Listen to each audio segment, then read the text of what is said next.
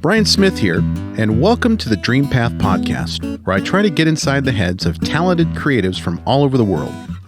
My goal is to demystify and humanize the creative process and make it accessible to everyone. Now let's jump in. Brother Jason Moore, welcome to the podcast, my friend. Thanks for asking me back, Brian. I wouldn't have it any other way. Well, that's good. That makes me feel special. You are special, man. Oh, I know. In a lot of different ways, yeah. Well, we're here to talk about quite a few things that have happened on the podcast over the last week or so. We have had some bonus episodes on top of a regularly scheduled episode because of several films that have been released and publicists that have asked us to release interviews to coincide with the launch and the theatrical premieres of certain films. So we're not just going to be talking about the Justin Connor interview. We're going to be talking about Carlson Young, Isom, Innis, Castille Landon, and of course, Justin Connor. Right on. So let's talk about, in chronological order, Carlson Young and Isom Innis. What'd you think of that interview? Well, I think the interview went great with Carlson Young and her husband, Isom Innis. Turned out really well considering, how it was recorded on Zoom. It's your second interview that involved interviewing two people at once, and I think you pulled it off nicely. Thanks, brother. It went very well. I'm impressed with people like Carlson Young. She's so young. She's like only 30 or something like that, and has achieved so much already. And it just blows me away. She seems like a very determined, passionate creator, and I've yet to see The Blazing World, but I have seen clips, and it looks amazing. And Isom Innis is also a very super talented musician, and I think we'll be hearing more from them in the near future, for sure. I agree. It's really fun to talk to young people who are just hitting it out of the park creatively. And Carlson is one of those folks who, she's an actress, very accomplished in terms of her filmography on television and film, but she dove into writing and directing with this film, The Blazing World, first the short version, which made it into Sundance, and then the feature-length version, which made it into Sundance as well. And it's really special to be able to talk to people who are doing it. They've dived in headfirst into a very difficult arena. Yeah. To write something out of thin air. I know she had the inspiration from this 1666 prose, but to really take a story like that, ambitious story to tell visually, and to do it, to go to Austin and shoot this thing in the middle of a pandemic with name actors, make it into the festival. It's just an inspiring story. So I was really happy that she sat down with us, and it was a little nerve-wracking going in to have two guests who kind of have different roles in the film. And normally for a guest like Isom Innis, who is someone I would want to interview solo in his own right, just based upon his musical career with Foster the People and everything that he's done creatively on his own. I was worried about how to pull that off, how to talk to both of them together at the same time about this project and about their own individual contributions and what they're doing outside of film. Right. And it worked great because they're married. So right. I think that made it a little easier. Yeah, well, you pulled it off. I mean, it came out well. The video came out well. Audio came out well. So good job, Brian. Thanks, man. So the next interview we're recapping is Justin Connor. What'd you think of that one? Well, it is absolutely amazing. Justin Connor was someone I had never heard of before. And it's funny, listening to the interview, when I first heard about the Golden Age, I had seen the trailer on the internet somewhere. And this was actually quite a ways back before you connected with him and even did the interview. I didn't realize it was a mockumentary when I saw it. It seemed like a real documentary, and I had to look up Maya O'Malley. Just like Justin had said, people were looking it up, wondering who this guy was. I did, and then realized what was going on and who Justin Connor was. But I didn't realize he actually wrote and recorded all of the songs on that album and did them live during the creation of the movie. It just blows me away. He did it in character, basically. And to me, the songs stand alone on their own as just a great songs, good album, very well written. And he's got 2 albums out that are outstanding. Yeah, his debut album, Caligula, and the Golden Age soundtrack, both rock solid albums on their own, as you said. Oh, yeah. They don't need an accompanying film to be worth checking out on Apple streaming or Amazon Music or purchasing the CD or digital downloads. It's so great to talk to people like Justin, who I call Justin a polymath creatively. Yeah. Someone who just can do it all. Songwriting, acting, screenwriting, producing, directing. So he takes this idea of a rockumentary and adds some comedy and drama to it and turns it into something completely unique. And I was just like you, Jason. I was Googling, who is this Maya O'Malley guy? Why haven't I heard of him? And it was cool actually to, for a moment, not know what I was watching. And I think that's great to be surprised like that by filmmakers and artists who take something, they put it out there, and then the audience is on this journey to really kind of figure out what it is they're watching. And it's a nice, pleasant surprise to find out that this is something that is very autobiographical in terms of his own personal journey spiritually. Right. And he was able to explore themes of childhood trauma and kind of resolving grievances with his parents throughout this journey through India. Yep. And it was just a fun film to watch. And I've talked about this a lot on social media, but the connection I made with Justin was really cool because there's certain people that you talk to, and I kind of alluded to this in the last recap after we spoke to Justin, but there are certain people in the world where you talk to them and you just instantly know that there's a connection, that you're kind of in the same orbit. Right. You have the same values, and it's fun to talk to people like that because the relationship at that point continues on beyond the interview. That's already happened with Justin. Nice. Yeah, he's a visionary, man. I mean, can you imagine just thinking through this idea and executing that idea the way he did? It's amazing. Yeah, and shooting it over such a long period of time, too. Right. Well, that added to the kind of the film, you know, the aging process of him and the transformation. Yeah. And I think that was a big part of it. Yeah, it was a lot of fun to talk to Justin in that context, and maybe we can bring him back for a reconnect down the road after his next project. I know he's releasing his 3rd studio album in 2022. He's also publishing a companion book to the Golden Age film coming out this spring, so maybe we can chat with him again and reconnect on the podcast. I hope so. I'd like to see a continuation of the Maya O'Malley story. Yeah, me too. Like a Golden Age 2. Electric Boogaloo. Yep. Little breakdancing in there. Little breakdancing reference. You know what? I bet you Justin Connor could learn how to breakdance. I mean, the guy can learn how to do anything, you know?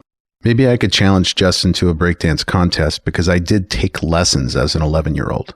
Oh, that's right. You did. You told me that. Mm-hmm. Yeah. And I've still got it, man. Yeah. Still got the skills.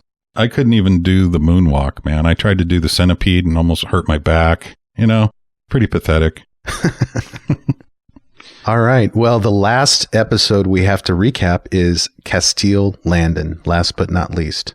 What'd you think of that one? Well, I thought Castille Landon, I mean, she just absolutely blows me away. Again, like Carlson Young, she's accomplished so much for such a young woman, and she's super intelligent. Her list of movies and TV shows that she's been involved in, I was pretty impressed. When I was researching Castille before the interview, I kept finding little nuggets, taking notes on all of these impressive accomplishments. And I was wondering to myself, am I going to be able to get through all of this? There's so much to talk about. I mean, there's her acting career, 25 credits right on IMDb just in acting. Yeah. And then there's her degree from Harvard, and then her master's degree from Oxford. Amazing. And she actually directed, I think, 2 films while she was going to college. Wow. So she was doing remote learning, shooting films in Bulgaria. Jeez. As she's attending Oxford University in the creative writing program. Just those accomplishments alone justify an interview on the podcast. But then you have the fact that she wrote and directed Fear of Rain, starring Madison Isom, Harry Connick Jr., Katherine Heigl, Israel Broussard. I mean, all of these big name actors, but more importantly, big important themes like mental illness and schizophrenia in the context of a psychological thriller. A lot of fun to watch that movie, so check it out when you can. Okay. It's out on Apple Streaming and Amazon. Castille was a very impressive guest, and I could not help but marvel at the fact that she is 29 years old, so before age 30, has written and directed 3 films and directed 2 additional films that we didn't even really have time to talk about, the After series that she just completed. This is a writer and director who is going to be making an impact in the film world for decades to come. Absolutely. So now that we have talked about the last 3 episodes, I wanted to share something with you. Okay. That I don't think you know about me. And that doesn't happen very often because we know each other pretty well. Okay. But I have been doing something on the side. Oh. That I'd like to share with you. You're cheating on me. Are you worried? What do you got going on? I'm taking voice lessons. Hey, right on, man. Yeah, there is a guy out of New York. His name is Claude Stein. I remember hearing about Claude Stein. He is a voice coach. You may recall that we had an interview with Claude. We did. A long time ago, and for technical reasons, we weren't able to play that interview. This is back when I was a puppy podcaster and was not adept technologically on recording remote interviews. And so I just was not able to capture the audio in a way that made it sound good enough to put out there. Right. But nonetheless, I maintained that relationship with Claude and recently started taking voice lessons with him. So I don't think I'm ever going to sing on the podcast, but what he's helping me with is more than just trying to sing a song. He's actually helping me with finding my voice and articulating and enunciating in ways that I think and hope will make me a better speaker and a better podcaster and a better interviewer. So that's what I'm doing. I'm pretty excited about it. Well, I want to hear you sing, man. You probably don't think so, but when I've heard you sing, you actually have a pretty good voice. So it's only uphill from here. Thanks, man. For me, singing is more about just a personal creative journey. I don't have any aspirations to sing on stage or to record anything that I'm going to put out there. But I think it helps me express myself and get out of my head in a way. Mm-hmm. The same thing happens when I'm playing guitar, playing piano, or writing songs. The more things I can do creatively that get me out of my head, the better. And so that's why I'm trying to explore taking voice lessons so that I can feel more confident with my own voice. Well, I'm proud of you, Bryan. Yeah, and maybe one of these days I will share a song with you, and maybe we'll put it on the podcast and hopefully not get sued by any record companies. Oh, man, no doubt. So what do we have coming up next, Jason? Well, we have a couple of interviews coming up. The first one will be a bonus episode that is coming out this Friday, the 26th, with screenwriter and director Keith Thomas. Yes, his film, The Vigil, which is a horror film, is going to be out on video on demand, I think on February 26th. And I interviewed him recently about that film and found him to be fascinating because this is a guy who is completely off of the social media radar. So don't even try to find him on social media. Oh, wow. The reason you cannot find him is he's too busy creating. He's writing. He's directing films. And he wrote and directed this film, The Vigil, which is in a genre of horror that I really appreciate. It's kind of a minimalist approach to horror movies where the locations are minimal. So there's very few locations. Mm-hmm. There are just a couple of characters in the film that have most of the screen time and not a lot of dialogue. So it's really fun to see what horror directors can do with situations like this. And I'm not going to give away the premise too much, but in the Jewish religion, there is someone called a shomer who was hired to watch and look after dead bodies. In this film, The Vigil, a shomer is hired to do that, to watch over a dead body. Mm-hmm. And I'll just say, without giving away too much of the premise and the plot, that horror ensues. So I was really surprised what the director could do with this premise and how scary he could make it. And I'm not the only one, because Stephen King watched this film. You'll hear Keith talking about this on the podcast, but Stephen King watched it and liked it so much that he approved Keith to direct the upcoming remake of Firestarter with Drew Barrymore. Oh, you're kidding. Yeah, and I say with Drew Barrymore because that was the original film that starred Drew Barrymore. I do not know, and Keith would not tell me in the interview, whether Drew is going to be brought back for the remake. But that was kind of a culturally iconic film back in the day. And what an honor to be picked by Stephen King to direct the remake of that film. That is absolutely amazing. I think that's a testament to what a skilled filmmaker and screenwriter Keith is. No doubt. I mean, Stephen King, as a horror film director, screenwriter, that has to feel good. Yeah. Blessed him to remake Firestarter. Unbelievable. I don't know that you can hit it out of the park better than that. I don't think so. So after Keith Thomas, the bonus episode, what do we have after that? We'll be doing our 100th episode with the folks at Moosecat Studios. Yeah.